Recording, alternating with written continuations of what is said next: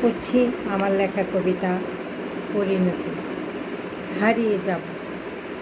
হারিয়ে যাব তোমার অবহেলার সাগরে, অতলে তলিয়ে হয়তো পাবো কোনো স্থলভূমি।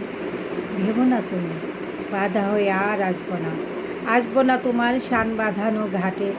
জীবনের চরম বাস্তবতা স্তব্ধ আর চারপাশ, শরৎ গিয়ে হেমন্তের বিদায়ের ঘণ্টা বাজছে, আগমনী জানাচ্ছে কুয়াশা ঢাকা শীতে। ক্রমান্বয়ে বসন্তে এসে রাঙাবে তোমার আকাশ।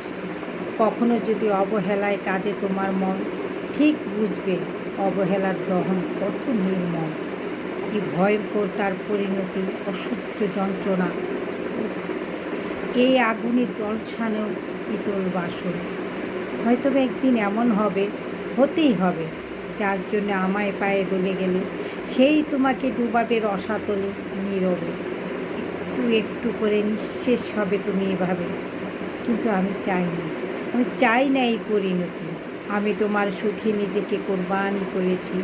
ভালো থেকেও অনেক ভালো, যেমনটা চাই আমি। এটাই ছিল আমার পাওয়া, আমার নিয়তি। ধন্যবাদ।